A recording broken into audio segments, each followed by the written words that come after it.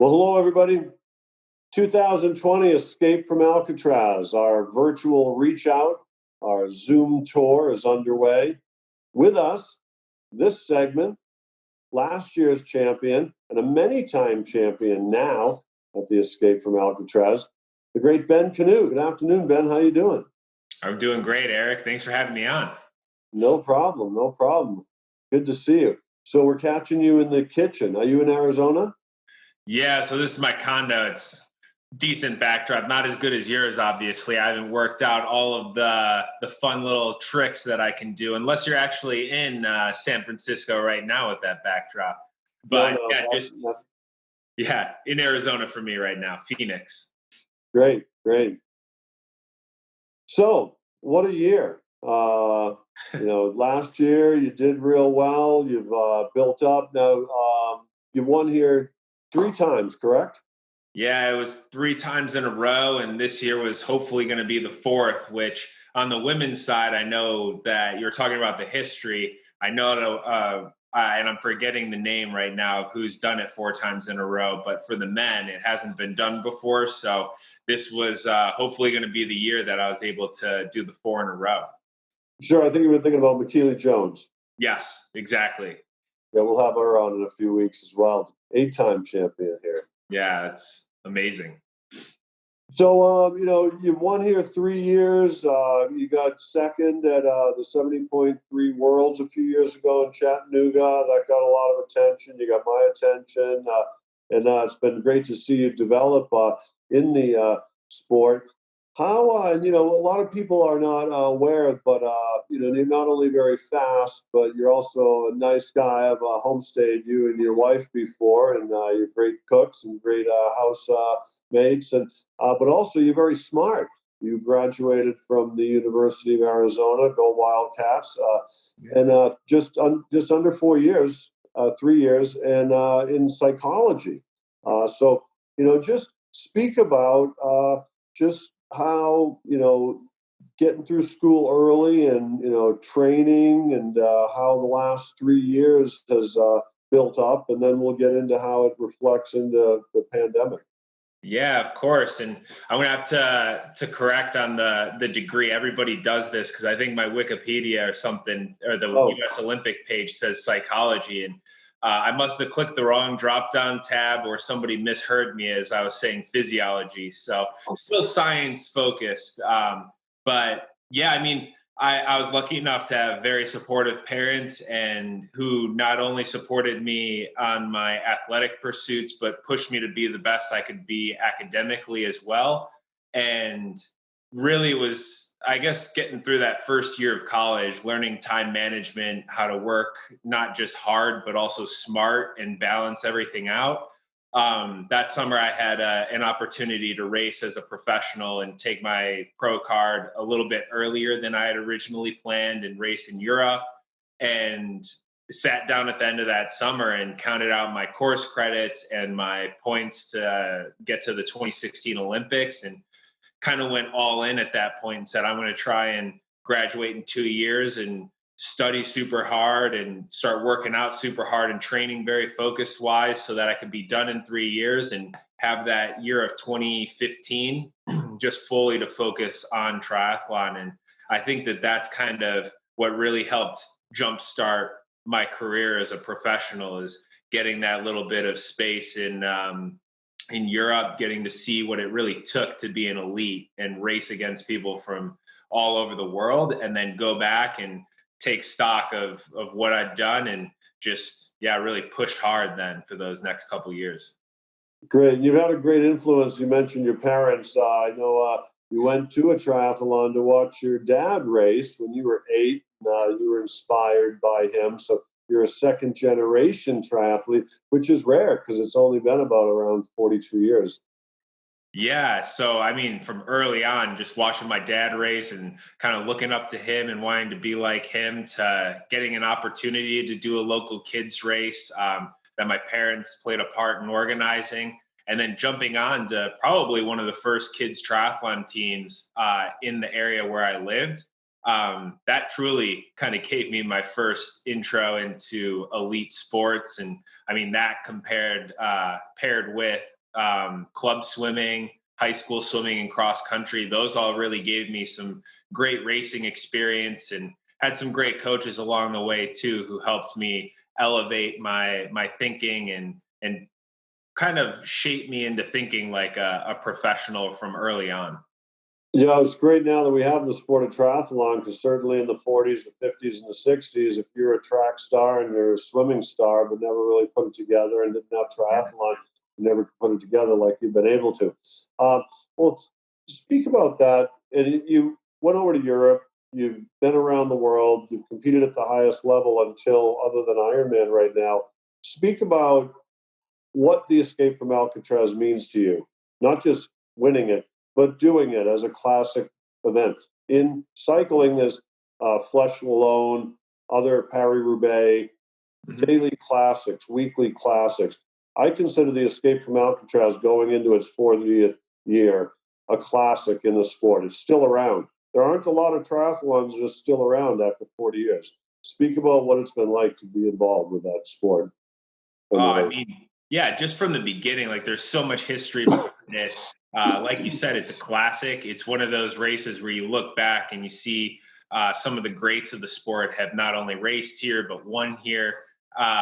So for me, it was always one of those like just great, awesome, epic, legendary races where it's very unique. I think it goes back to the roots of the sport, where you pick a swim, a bike, and a run, and you just throw them together, and you're like, we're going to swim from the island back to shore. We're going to bike up and over those hills, and then, you know, we're going to run back up and over those hills. So just the race, the planning of it itself, and the course are just very difficult and challenging, and that drew me there because, I mean, the harder race, the harder conditions, the better. And then I think overall, with the past 4 years that I've done it, have been, you know, some of the craziest conditions, things that have happened. And it's really been a race, I feel like, where I've had to not only like dig deep physically, but mentally as well, just to deal with different, whatever it's changes, weather conditions, just kind of anything, like you name it. And we've had to deal with it at Escape from Alcatraz. Absolutely. Great stuff. So, in the 3 years that you've won the race, what was your best memory of it? Best memory. I think one of the highlights is always just being on the boat, like right before everything's about to get off. It's a great highlight, but I also think it's kind of a funny one when I look back too, because I know there's a picture out there that kind of immortalizes it, of the pros all jumping off, diving off together. And I think I might have been one of the last ones on the boat that first year that I did it, just because I don't know if anybody really realizes, before everybody moves to the front, that boat is pretty high up and it's a pretty far drop. But I mean, it just, the swim course there is really hard to beat. There's nothing really like it out there. So I'd say the swim each year, because of the varying conditions that I've had it with, extra choppy, flat and fast, just a little bit of everything. Like that's probably one of the best memories. And then what's the worst part? Any flats, any mechanicals, bad pizza the night before? Well, good. I have a love-hate relationship with the sand ladder. I mean, the sand ladder, it comes after all that running on the sand, and then you're climbing up the hill. And I tend to always have a pretty decent time up it, but when I'm going up, it seems like it's the longest part of the course overall, even though it's only a few minutes long. There is a lot of unknown about the Escape from Alcatraz. It's not a long distance race. You can have lunch at lunchtime when you race the Escape from Alcatraz. It's great, but when it comes to the just some of the setup, like what have been some of the mental challenges that you're sort of set up for, maybe speaking to a newcomer about the Escape from Alcatraz? It wasn't that bad, hey, you know what, the water temperature wasn't that bad, or hey, I didn't see any marine life, or what's some of the misconceptions or shadows that you might be thinking about that never really came true? Talk about Yeah, that. I would say I think the swim is probably one of the things that everybody looks at the race and kind of like with the saucer eyes, like, oh my gosh, like we have to swim from the island all the way in. Sometimes from the boat, you can't even see where you're swimming. But overall, like I would say that the race does such a good job with the safety personnel that there's never been a time where I've felt like the water was overwhelming or there was never seen any marine life there. So I'm going to knock on wood though, just in case. But overall, like I've always felt very, very safe and comfortable and never gotten lost. So I think all of those things are good. And jumping off the boat, like you're with a bunch of people there. So I feel like it's a big kind of community and it's a big deal to make it from the boat and the island up into shore. But I would say that there wasn't anything that was overly concerning when I was through the race. And I'd say the same thing. For me, I think it was the run course where it's a lot of uncertainty, like the sand ladder. You hear so much like, don't go out too hard. There's a lot of stairs up, down, there's sand ladder. So that too, like everything, I just took it one piece at a time and nothing on the course by itself, I think is overly scary or there's nothing where you're looking at it where it's like, how am I ever going to be able to do this? I think it's when people try and view it all at once and try and, jump ahead to the finish line. Sometimes the journey seems overwhelming, but taking it piece by piece for me helped break down the race and be able to gauge kind of where I was at, my effort level, what energy I had left. So I would say like breaking it down has really helped. So Ben, tell us, what have you been doing at home while sequestered, while in the shelter in place mode to stay in shape? Yeah, so obviously a lot of things have kind of changed and shifted. There's a waiting period there where my coach and I were trying to figure out if we were just going to hold on and just stay fit until the races came around. But it's been a lot of kind of riding indoors and making the most of the time on the trainer there. And then I still get to go outside in Arizona here. Thankfully, we don't have as strict of conditions where I can run a lot outside, but mainly taking the time to work on my weaknesses and become a better overall athlete. And also, what advice could you give people as a triathlete all your life, basically?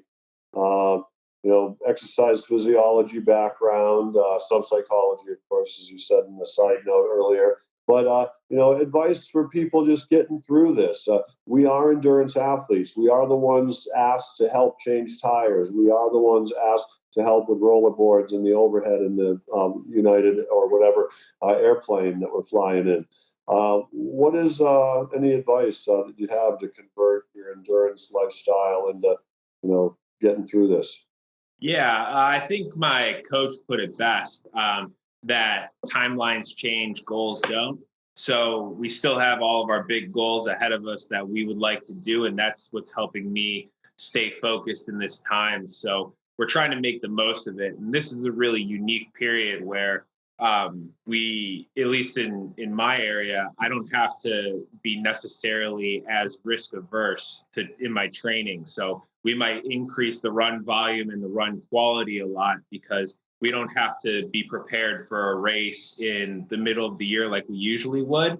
So we're taking our time a lot more than usual. So I think that, a lot of athletes might be a little bit frustrated right now with not being able to go out there and get out on the race course to prove themselves. But there's a lot of different things that you can do while you're still, at home and different goals to set along the journey. And while maybe your main goal of racing Escape from Alcatraz or hitting a PR somewhere else is maybe pushed back, you still have some checkpoints along the way that you can hit and become a stronger athlete overall in this interim while we're just waiting for stuff to return as close to normal as possible. Absolutely. In conclusion, we only have about 2 minutes left. You're going to be in Tokyo in the Olympics this year. What's it been like, getting through all that, and how's it looking for 2021 for you? Yeah, so as of right now, I think there's one person qualified for the Olympic team, and it's just on the women's side. So we have 3 spots, and most of them we're not probably going to figure out until next May, which is we would have been finding out, I think, this weekend pretty much who would have made the team. So I feel I've made a good case for myself so far, especially for the relay. And now it's a bit of a waiting period and waiting for the IOC to make a decision, then for the ITU, USAT. So it's kind of a trickle down. So I'm just taking this as, I get an extra year to train and be that much faster and show everybody, get some extra time to show everybody just how prepared I am. Yes, you are. Yes, you are. Many podiums, many world championship rainbow rings await you, the great Ben Kanute. Thank you so much for joining us. 3-time champion, one of the nicest guys in the sport. 3-time champion at the Escape from Alcatraz. Say hello to your lovely bride. You're always welcome at our house anytime. You're always welcome at the Escape from Alcatraz. Thank you, buddy. Thanks, Eric. It's great talking to you. Good talking with you as well. Thank you.